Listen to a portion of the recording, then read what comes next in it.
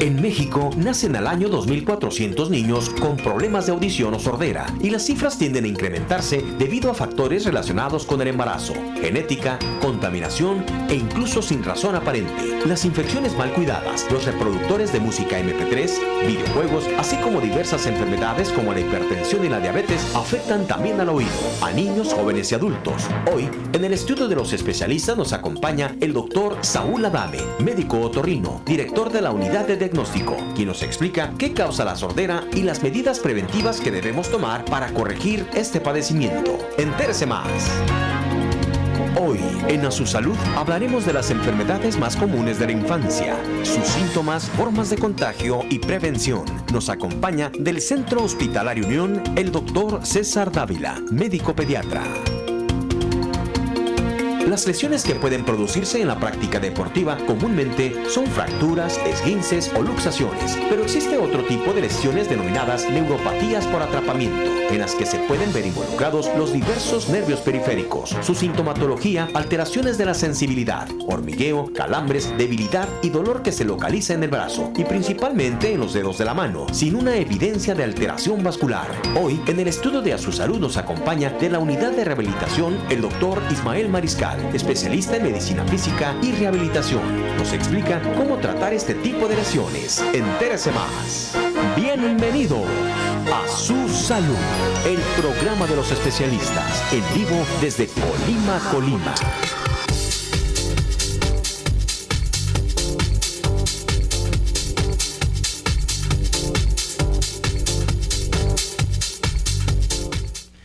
Bueno, ya estamos en A Su Salud, amigos. Gracias por acompañarnos y bienvenidos. Les saluda Joel Flores en vivo desde la ciudad de Colima, Colima, a través de Canal 10, la señal de la ciudad.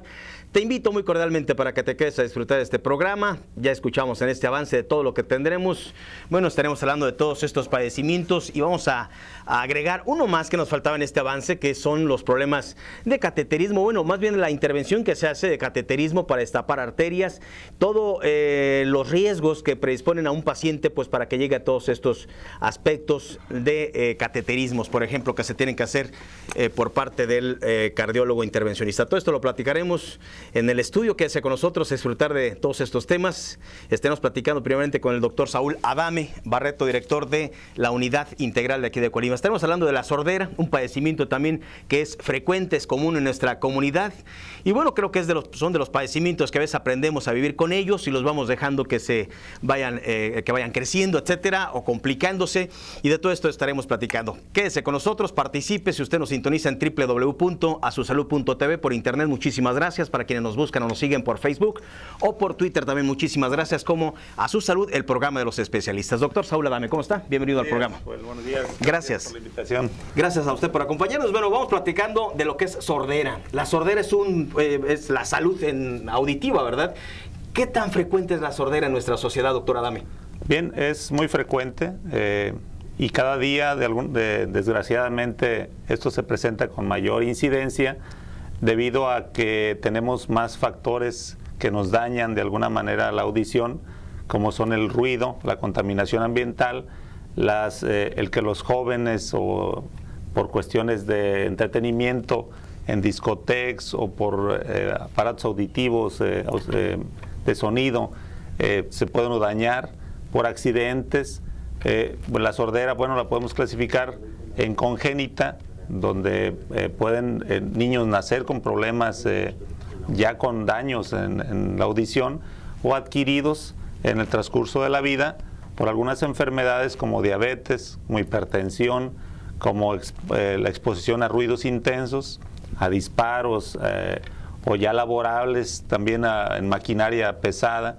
Y es desgraciadamente frecuente, podemos hablar hasta un 5 o un 8% de la población presenta algún grado de lesión auditiva en los diferentes niveles. Decíamos que los adquiridos pueden ser por traumas o pueden ser por ruido, pueden ser también por medicamentos, inclusive que hay medicamentos que son tóxicos al oído y que a veces desconocemos, gracias a Dios ahora, y bueno, las leyes ya no permiten que se automedique las personas, porque hay medicamentos que pueden lesionar y la gente desconoce esto, que puede lesionar los oídos, ¿no? Hay mayor control entonces en ciertos medicamentos y que esto como efecto secundario pues tenía repercusión en el oído. Doctor, ¿los problemas auditivos son tratables, curables, se corrigen en qué medida?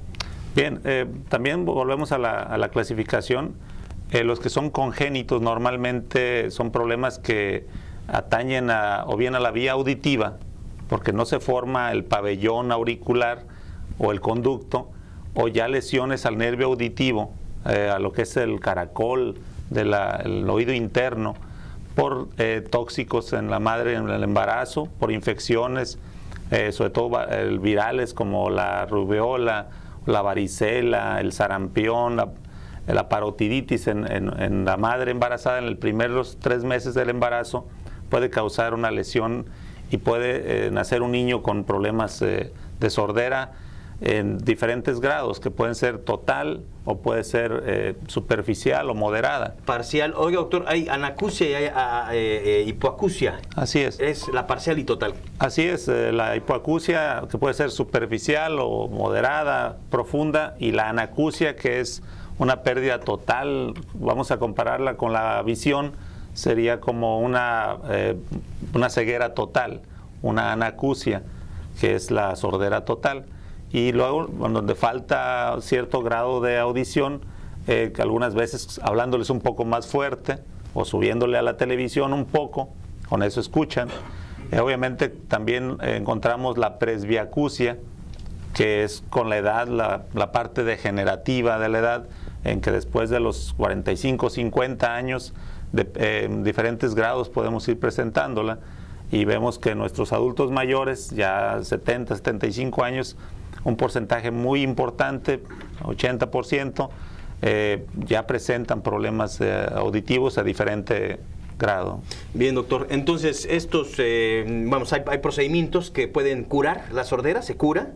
En algunos procedimientos ya no es curable, ¿verdad? Es que lo suplen con algún aparato. Sí, aquí tenemos 2 tipos de problema. Uno que le llamamos conductivos, y otros que son sensoriales, donde los conductivos estamos hablando desde un tapón de cerumen, en el cual con la extracción, la limpieza, se soluciona un problema de sordera, donde hay perforaciones de la membrana timpánica, donde hay lesiones por traumatismos en los huesecillos. Esas partes pueden ser quirúrgicas o tratadas médicamente. Por infecciones crónicas también se perforan los oídos.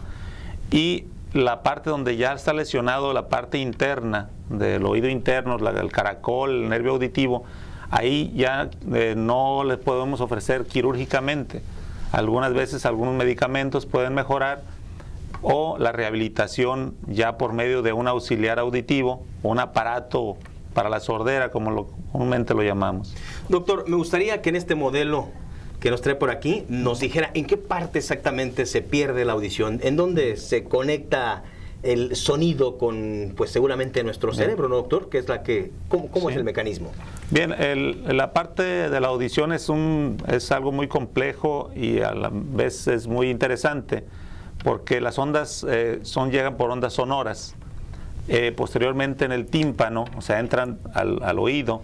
A ver si me lo puede mostrar frente a la cámara, doctor. Sí, básicamente esta parte donde, tenemos la parte del pabellón auricular o la oreja. Posteriormente tenemos el conducto auditivo externo, la membrana timpánica, y esto hasta ahí es la parte externa del oído. El oído medio tenemos 3 huesecillos, que es el tímpano, y 3 huesecillos, que es martillo, yunque y estribo, que hacen una parte mecánica, y posteriormente pasa al oído interno, que sería esta parte donde están 3 conductos y el caracol, donde ya es una parte química y eléctrica. O sea, estamos hablando de que llegan ondas sonoras, hay una parte mecánica, una parte química y una parte eléctrica, donde posteriormente ya por el nervio auditivo se va hacia el cerebro, y el cerebro identifica ya como un mensaje, como una palabra, como un sonido, lo que nos está llegando al oído. Entonces, en cualquiera de las partes del oído que se afecte, pues nos va a afectar la audición. Decíamos, un tapón de cerumen o de cerilla que es muy frecuente. Llega a la consulta y pues eso le tapa el oído y no oye la persona. Es algo muy sencillo de solucionar. La parte del tímpano, que sí hay que hacer cirugías, hay que hacer reconstrucciones. Y ya en la parte interna del oído es, bueno, solamente rehabilitaciones, como en la parte cuando se afecta la retina o el nervio óptico. Bueno, pues tendrán que hacer algunas cirugías o solamente lentes que pueden ser intraoculares en caso de... O sea, es un comparativo, se puede comparar mucho el oído con el ojo. Y bueno, tiene atendiéndose oportunamente, hay problemas de circulación que afectan, y atendiéndose oportunamente puede uno evitar los daños mayores a futuro, ¿no? Doctor, pero hay casos en la que la sordera no se puede recuperar ni con aparatos. Sí. Hablamos de los niños que nacen con una sordera total, o que por alguna circunstancia, por un accidente, medicamento, puede haber un daño total de la audición, una sordera total. En este caso, ya afortunadamente la ciencia ha avanzado de tal manera que con los implantes cocleares podemos rehabilitar desde un niño recién nacido o una persona que ha perdido la audición, porque también pierde, el niño que nace con sordera no tiene la capacidad de desarrollar lenguaje, y un adulto que pierde la audición totalmente también va perdiendo el lenguaje. Posteriormente ya disminuye su capacidad de hablar, vamos a decir, se va recortando su léxico, y entonces hay que rehabilitarlos. El implante coclear, aunque es una cirugía muy compleja y muy cara, es una realidad ya en el mundo. México se está realizando, en Guadalajara, en México, en la Ciudad de México, en Monterrey ya lo estamos haciendo, y eso nos da una posibilidad de recuperar una audición de una pérdida total. Doctor, hay algunas llamadas del público. La señora Marta Beltrán de Villa de Álvarez felicita al doctor Adame. Tengo una adolescente de 16 años. Lo que le pasa es que la cerilla es muy seca y cada cierto tiempo la tengo que llevar a que le hagan lavado de oídos. ¿Por qué y a qué se debe esto? Bien, bueno, el oído, igual que la piel, es parte de piel, oído externo, tiene ciertas características. Hay gente que produce en exceso cerumen, hay gente que tiene resequedad, igual que tiene resequedad en la piel, tiene resequedad en el oído, o aquí en la parte húmeda tenemos mucho problema de hongos, entonces se nos forman costras.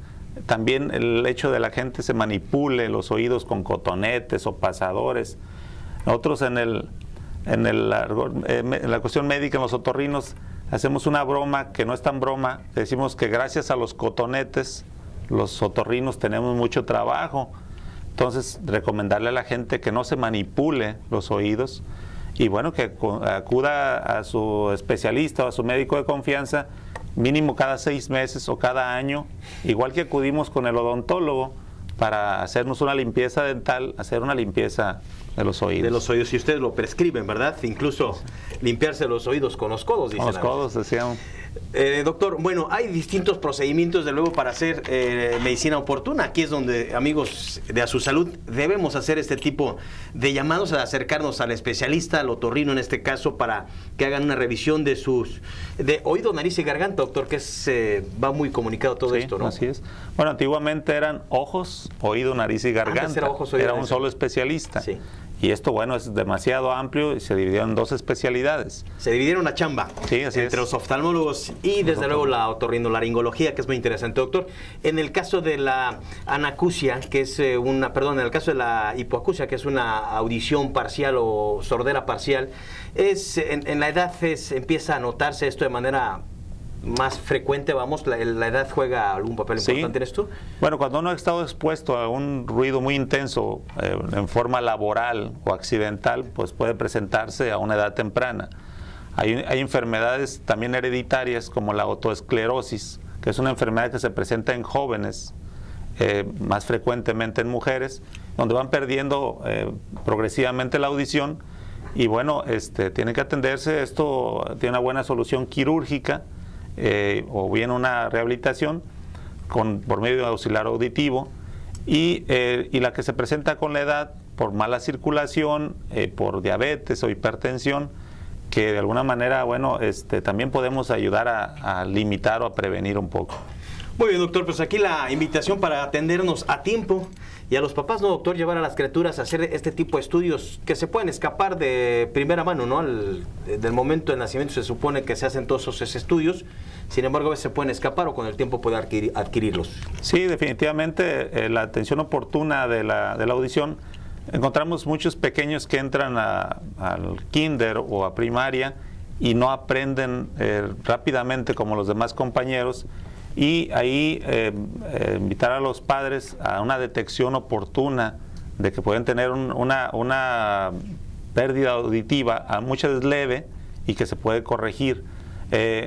Y bueno, poderlos apoyar porque igual que en la agudeza visual, niños que no aprenden porque no alcanzan a ver el pizarrón ahí a los maestros, y también no escuchan adecuadamente, no comprenden, no aprenden. Y bueno, ahí es una detección oportuna, es muy valiosa. Se presenta esto pues en todas las edades. En todas las edades es muy frecuente, si es en el infante es muchísimo mejor acercarnos a tiempo, doctor.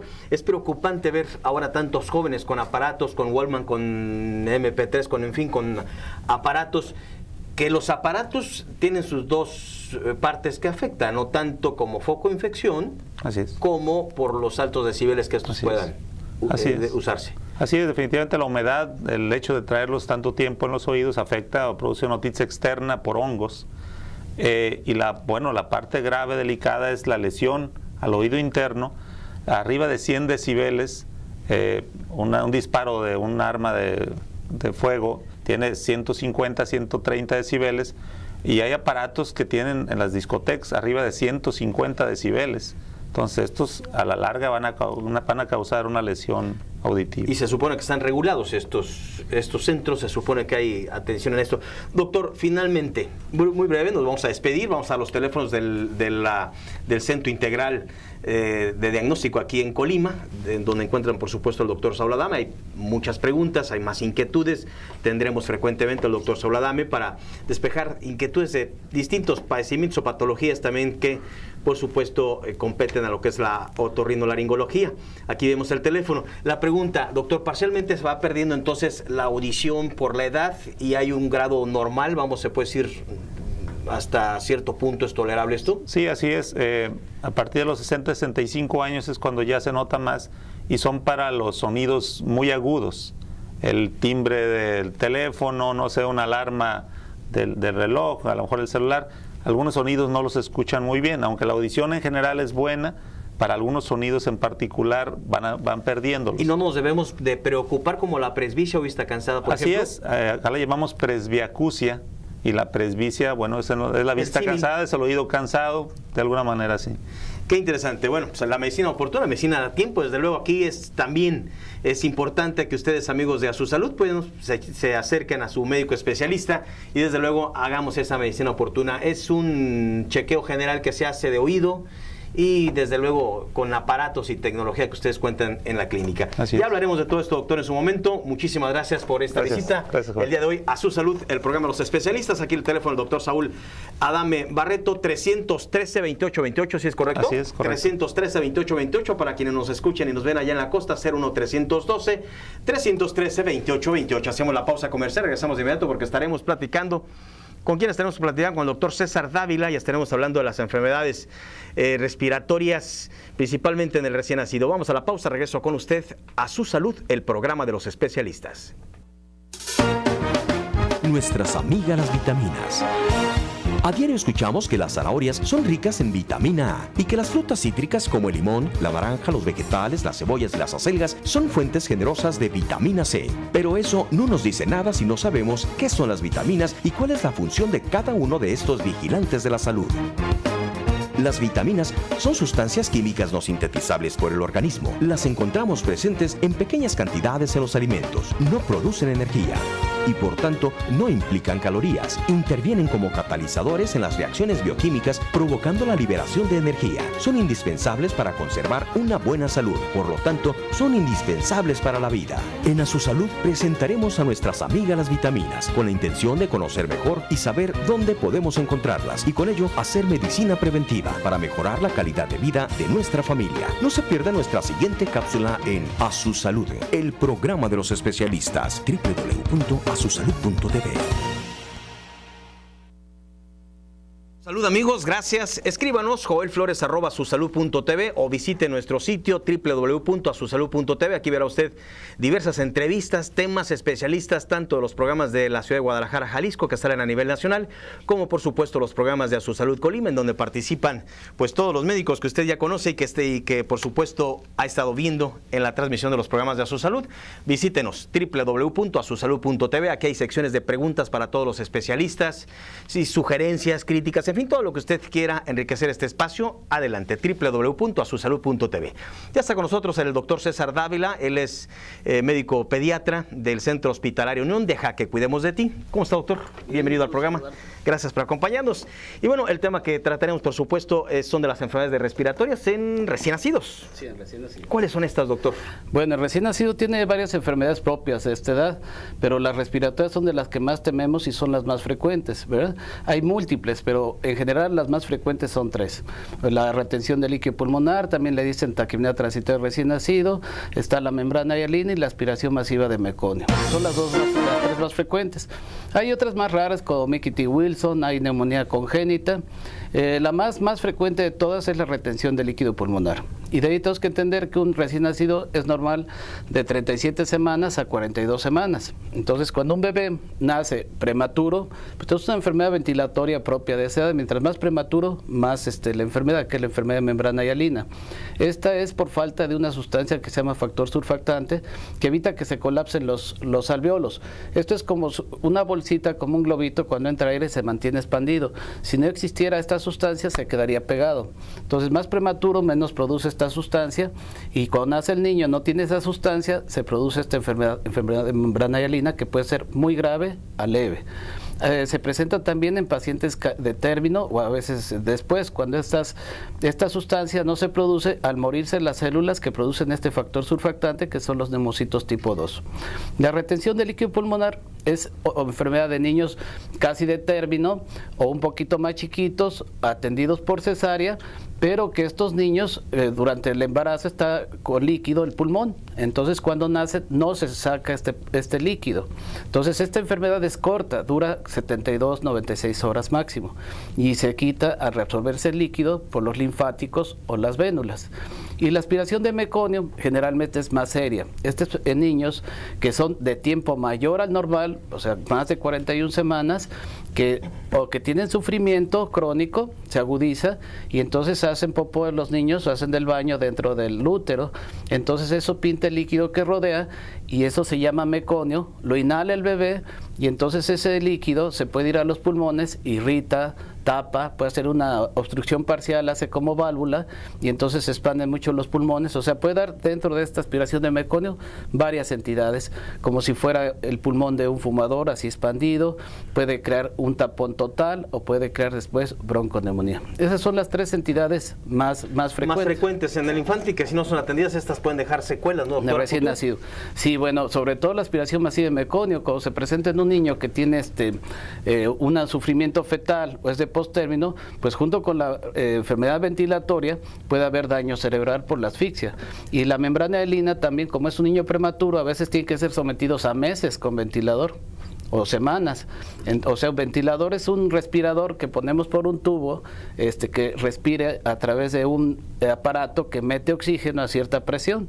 Sí, entonces eso a veces crea trauma en el pulmón, pueden crearse por el oxígeno lesiones cerebrales, pueden crearse lesiones en el ojo. Entonces estas 2 entidades pueden crear más secuelas. La retención de líquido pulmonar no, si se trata adecuadamente es un niño que tuvo su problema respiratorio y no hay mayor problema, generalmente no sufrió no tiene daño en el cerebro. Muy bien, doctor.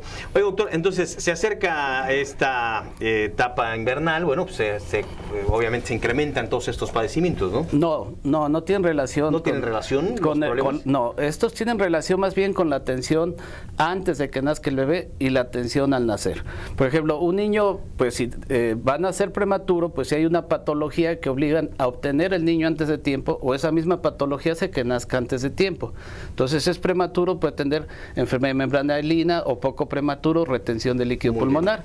Y por ejemplo, la retención de líquido pulmonar es muy frecuente en mujeres que por ejemplo son atendidas sin trabajo de parto, la cesárea, o que tienen cierto problema que no se causa estrés en el bebé, no se comprime el tórax como una especie de plancha con el trabajo de parto, y la aspiración de meconio va más con el sufrimiento y de que se pase el tiempo del embarazo.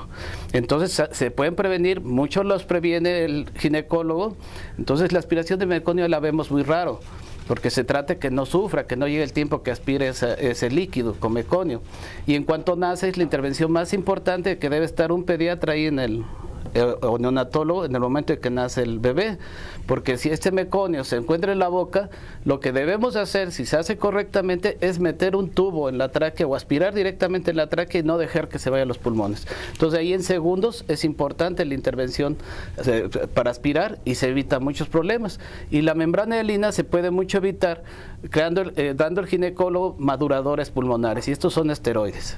Entonces, por ejemplo, va a nacer en menos de 8 horas, se puede usar hidrocortisona, va a durar más tiempo en nacer, se usa dexametasona, o si por ejemplo se necesita más tiempo para que nazca, se usan celestone u otras sustancias. Eso hace que madure, y también a veces la intervención adecuada en el momento adecuado hace que se eviten estos problemas. No tiene relación con el clima. Con el clima, muy bien. Bueno, son propios entonces del nacimiento y que se pueden prevenir tanto el pediatra como el ginecólogo en este caso, para poder diagnosticar, hacer sus diagnósticos oportunos. Ahí la importancia de acercarse, amigo televidente, pues a su médico especialista. Ya escuchamos con toda esta explicación al doctor Dávila, bueno, de cómo se hacen todos esos procedimientos, diagnóstico, la búsqueda y sobre todo la prevención que usted puede hacer. Acercarse a su médico de manera oportuna, pues es lo mejor.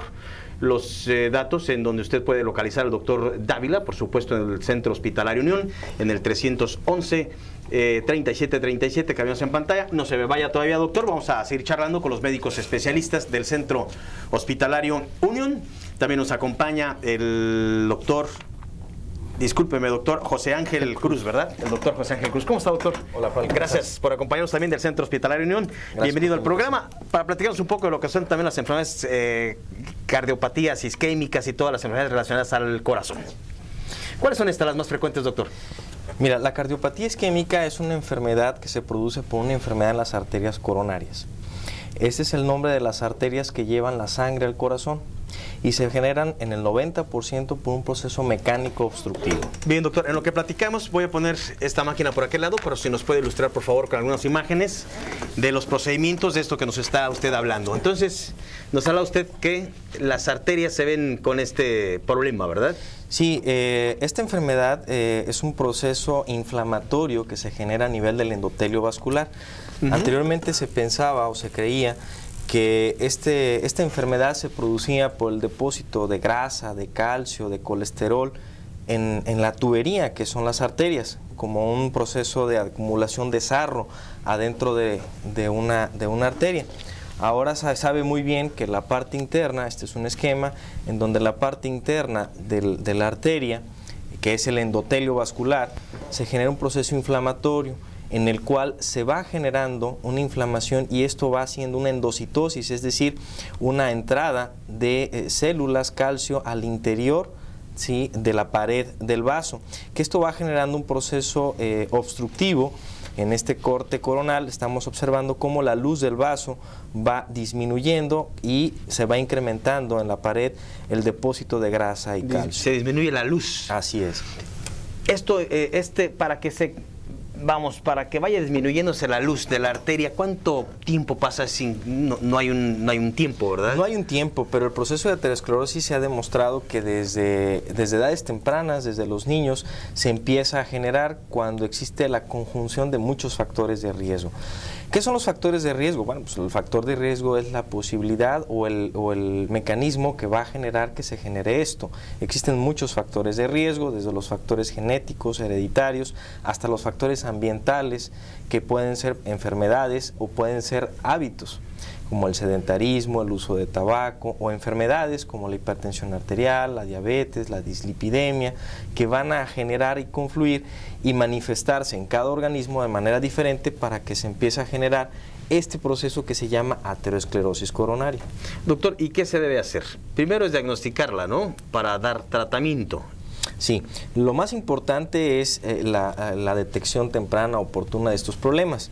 Definitivamente el proceso de aterosclerosis tenemos que disminuirlo al máximo. Esa reacción inflamatoria que existe a nivel del endotelio vascular hay que disminuirlo.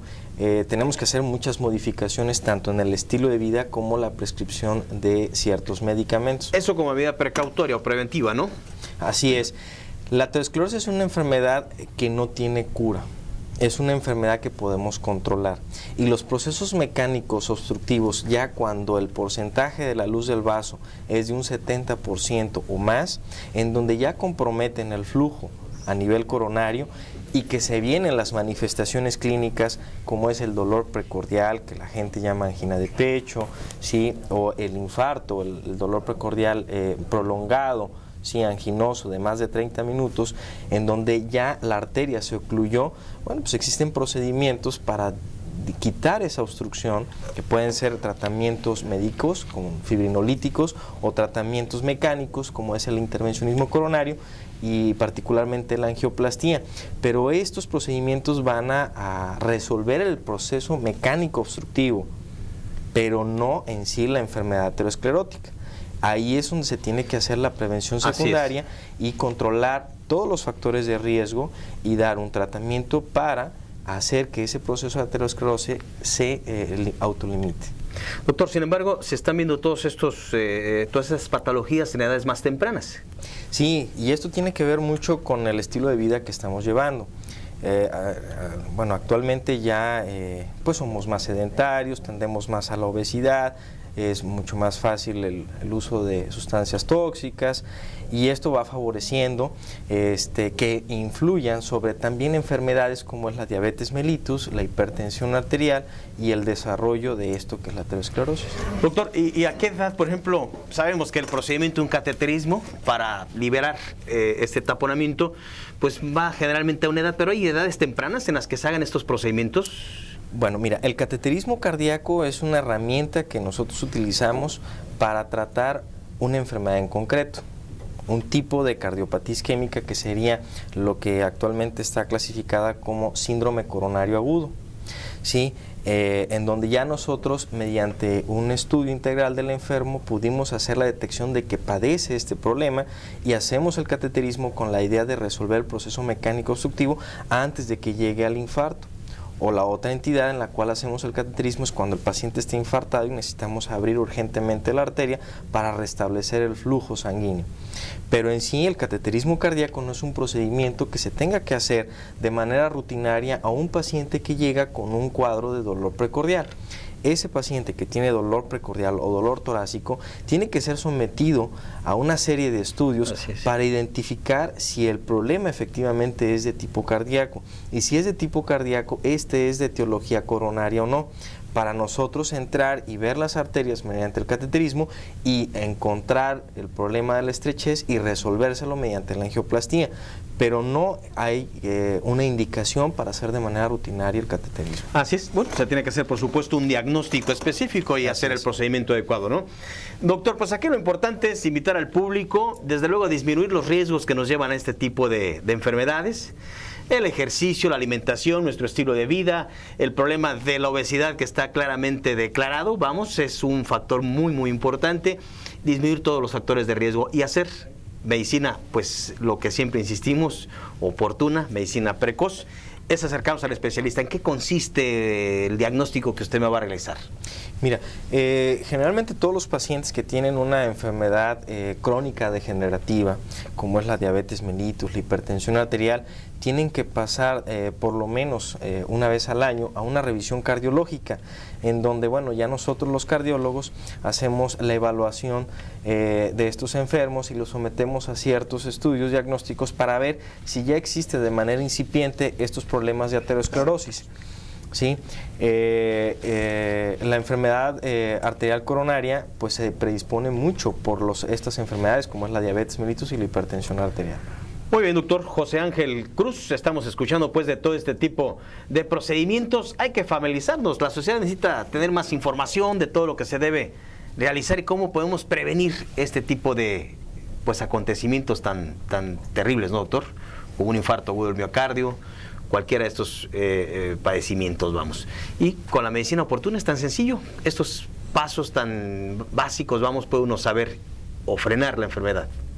Así es muy importante que todas las personas que son obesas, que son sedentarias, que son fumadoras, que tienen diabetes, hipertensión, acudan con el cardiólogo o bien que su médico tratante, médico internista o médico general los derive con el cardiólogo para que nosotros hagamos un estudio, una anamnesis adecuada para definir si están ya cursando con este proceso de aterosclerosis coronaria y definir si van a ser candidatos pues a un estudio más invasivo como sería el cateterismo cardíaco, sí, para resolverles el problema mecánico. Muy bien, doctor. Bueno, pues estamos escuchando al doctor José Cruz Torres, ¿va? Y estamos escuchando pues de todo este tipo de diagnósticos que se deben realizar oportunamente. ¿En dónde? Pues en el Centro Hospitalario Unión. Ahí ustedes pueden encontrar, por supuesto, al doctor José Cruz. Aquí lo van a encontrar en el Centro Hospitalario Unión. Centro Hospitalario Unión, deja que cuidemos de ti.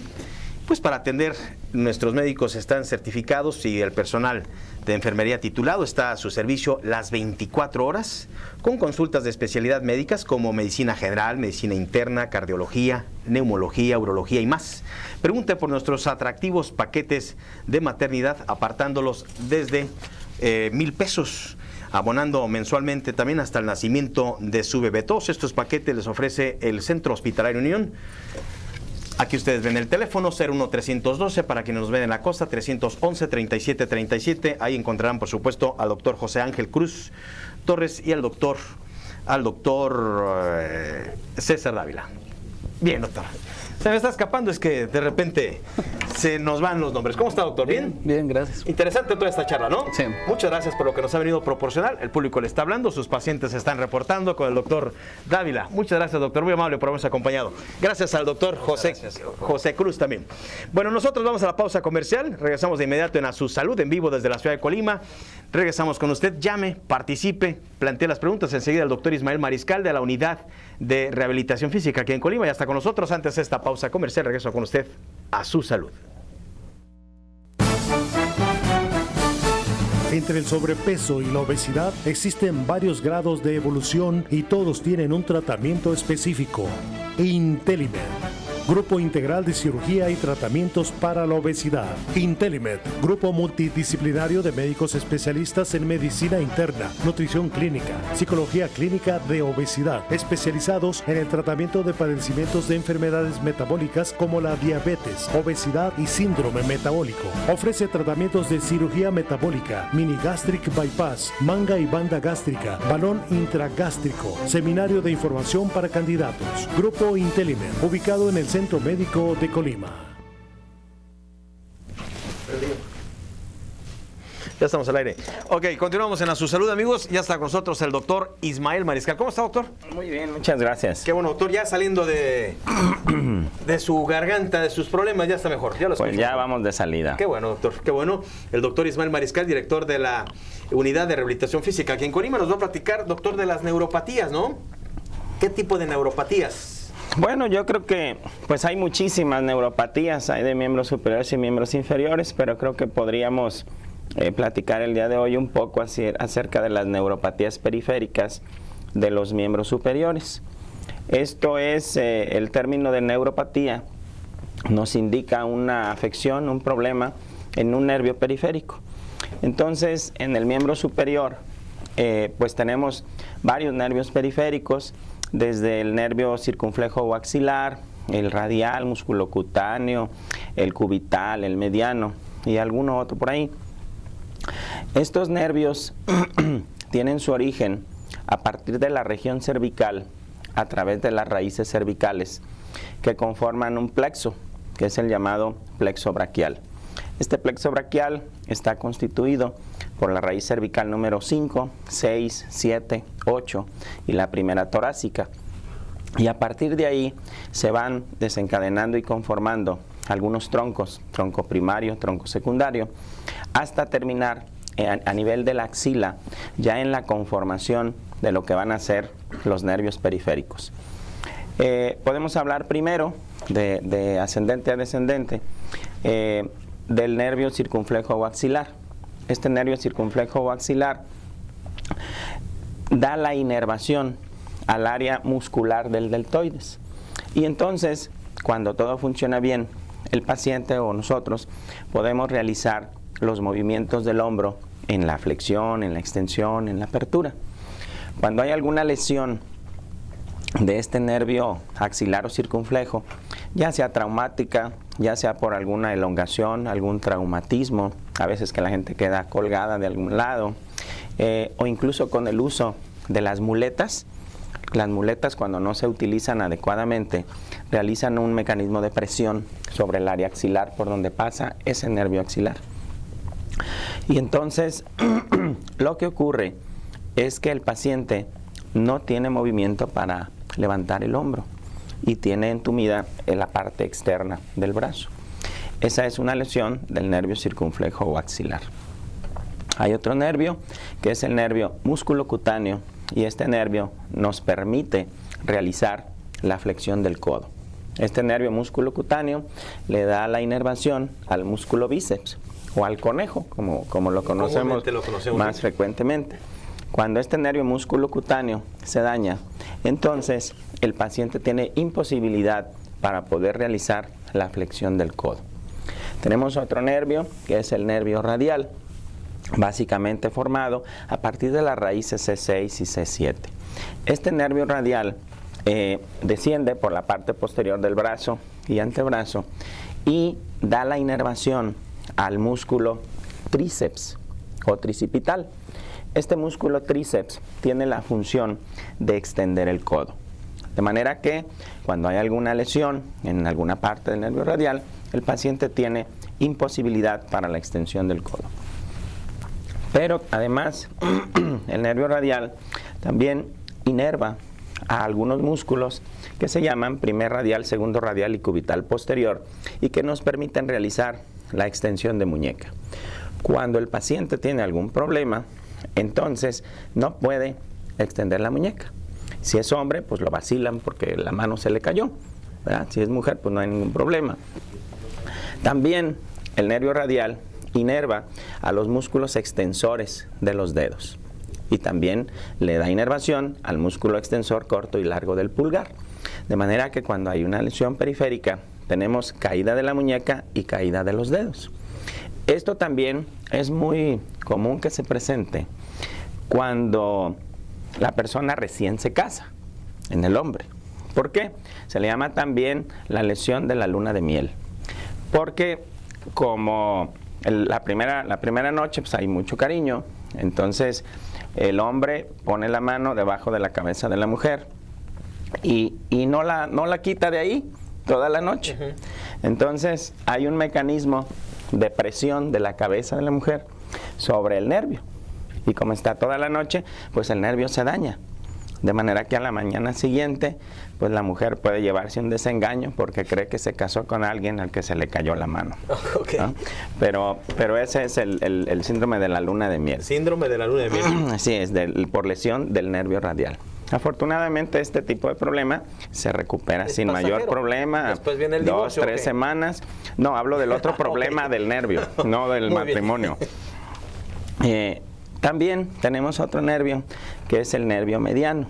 Este nervio mediano nos permite realizar la flexión de la muñeca y nos da inervación también a los músculos flexores de los dedos, tanto los superficiales como los profundos, sobre todo del pulgar, índice y medio. Hay otros músculos que se llaman lumbricales que nos permiten realizar este movimiento y también se dividen los dos primeros por el nervio mediano y estos por el nervio cubital. Entonces, cuando hay alguna lesión del nervio mediano, el paciente tiene imposibilidad o dificultad para realizar la flexión de la muñeca y realizar movimientos con estos 3 dedos. Hay un problema muy frecuente que se presenta en esta zona y que es el llamado síndrome de túnel del carpo. Este síndrome de túnel del carpo se origina debido a un estrechamiento de un túnel por donde pasa precisamente el nervio mediano. Al comprimirse hay una disminución en la circulación de ese nervio y se daña, y entonces el paciente puede tener dolor en la cara anterior de la muñeca y la sensación de entumecimiento, debilidad y dolor hacia la zona del pulgar, del dedo índice y del dedo medio. Y luego tenemos también otro nervio que es el nervio cubital. Este nervio cubital pasa por la parte interna del codo, del antebrazo, de la mano y nos da la inervación sobre todo a los músculos que corresponden al anular y al meñique en la función de flexión de estos dedos, y también da la inervación para los músculos lumbricales que nos permiten realizar esta función, como agarrar un periódico o tomar algún papel. Eso lo hacen los lumbricales. ¿En cualquiera de estas lesiones hay procedimientos de rehabilitación, doctor? En cualquiera de estas. Aquí lo que hay que hacer primero es que hay que realizar un estudio de electromiografía para poder determinar el sitio de lesión, el nervio lesionado y el grado de afección. ¿No hay falla en esto, doctor? Es decir, ¿es preciso el estudio de la electromiografía? Tiene entre un 85 y 90% de certeza para poder determinar el nervio, el sitio y el grado de daño. Teniendo ya el diagnóstico preciso, entonces ya se procede al tratamiento. En la mayoría de los casos puede corresponder el tratamiento de rehabilitación, en el cual se realizan cierta serie de estímulos cutáneos, estímulos eléctricos para mantener el trofismo, el volumen muscular, en lo que el proceso de recuperación se va dando en el nervio. También se realizan ejercicios, movilizaciones pasivas, donde nosotros le ayudamos al paciente a hacer dicha actividad, movilizaciones activas en donde el paciente lo hace de manera libre, y en los casos en que hay mucha afección, pues como les había comentado, podemos aplicar lo que son las electroestimulaciones para activar ese músculo que está debilitado. Y cuando el paciente se va recuperando, luego pasamos a las etapas de fortalecimiento, que son procedimientos específicos detallados para cada uno de los grupos musculares o de los músculos que han tenido el problema, y con esto favorecemos que el proceso de recuperación se vaya dando de una mejor manera, en tanto el propio nervio va remielinizándose. Creo que vale la pena comentar de que el nervio está conformado por muchas estructuras, pero principalmente son dos. Si lo comparamos con una pluma, la parte externa de la pluma es la mielina y la parte interna o el repuesto es el axón. Cuando la lesión es superficial, se daña solamente la mielina y el proceso de recuperación se puede dar en días o semanas. Cuando el proceso afecta la parte interna, que es el axón, entonces ahí la evolución en cuanto a la recuperación se prolonga un poco más y se puede dar al cabo de meses o incluso años. Cuando la lesión es muy severa o hay sección tanto de la mielina como del axón, en algunas ocasiones el nervio puede no recuperarse, y es cuando ya se tiene que realizar algún otro tipo de procedimiento, como es el proceso quirúrgico, el proceso de transposición, el proceso de trasplante, etcétera. Qué interesante, ¿no? Pues estar escuchando todos estos procedimientos, se da cuenta, hay tantos nervios, y aquí la experiencia del doctor Ismael de identificarlo y dar, por supuesto, el tratamiento o el procedimiento adecuado, ¿no, doctor? Porque para cada nervio hay un procedimiento de rehabilitación. Sí, definitivamente, pues dependiendo del sitio de lesión, el tratamiento tiene que ir orientado hacia ese nervio, hacia ese grupo muscular o hacia esa articulación. Entonces, en la mayoría de las ocasiones, cuando el proceso de lesión es de leve a moderado, pues el proceso de recuperación se va dando. Cuando es muy severo, pues ahí sí hay que apoyarnos ya con otros especialistas. Muy bien, doctor, pues aquí estamos viendo todas estas imágenes de la unidad de rehabilitación física aquí en Colima del doctor Ismael Mariscal. Estamos viendo el tanque terapéutico, que yo tengo muchas ganas de que el doctor nos hable de todo este procedimiento también en el tanque terapéutico, de los beneficios que tiene, para qué tipo de padecimientos. Por supuesto, a ver si en la próxima ocasión ya pudiéramos hablar un poco acerca del tanque terapéutico, doctor. Y bueno, de todos estos procedimientos con los que se cuentan en la unidad de rehabilitación física aquí en Colima, el doctor Ismael Mariscal, ubicado en Emilio Brun 186 en la colonia residencial Esmeralda y con teléfono 31-446-33. 31-446-33 con el 01312 para nuestros amigos de la costa. Para usted que nos ve en internet, si usted nos ve por internet desde cualquier parte de la República, pues obviamente con estos teléfonos puede usted accesar aquí a cualquier pregunta al doctor Ismael Mariscal, director de la unidad de rehabilitación física aquí en Colima. Si sufre usted de cualquier padecimiento, ya sea de este dolor de luna de miel, ya sea de la mano caída, pero que no se le cae, sino ese dolor. Oye, doctor, en serio, yo tengo un dolor en mi brazo de hace 15 días, ¿verdad? Yo corriendo en Guadalajara, en Los Colomos, me colgué de un árbol y me colgué mal. Yo lo quería para estirarme porque siento muy a gusto, unos 2-3 minutos, pero me zafé y en este brazo sufrí un dolor. Voy a ser su paciente en próximos minutos. ¿Cómo no? Emilio Brun 186. Muchas gracias, doctor. Muy amable, doctor. Gracias. Doctor Ismael Mariscal, director de la unidad de rehabilitación física aquí en Colima. Amigos, estamos llegando a la parte final. Escríbanos, enriquezca el espacio con sus comentarios, con sus preguntas. joelflores@susalud.tv. Si usted quiere hablarnos y dejar, no sé, por correo de voz, vamos a dejar un teléfono también exclusivo para que usted también por correo de voz pueda dejar sus preguntas. Estamos llegando a la parte final. Gracias a Memo, a Sergio, a Pepe, a todo el equipo de producción en Canal 10 Colima. Muchísimas gracias. Para usted que nos hizo el favor de acompañarnos, también muchísimas gracias. Escríbanos a nuestro correo que antes le mencionaba, joelflores@susalud.tv, o visítenos en www.asusalud.tv. Llegamos a la parte final. Recuerde, por favor, que si se siente bien es gracias a su salud. El programa de Guadalajara es los martes a las 5 de la tarde y se va a retransmitir creo que a las 3, ¿verdad, Memo? Déjame, pongo el chícharo. ¿Dónde quedó mi chícharo, Memo? ¿Sí o no?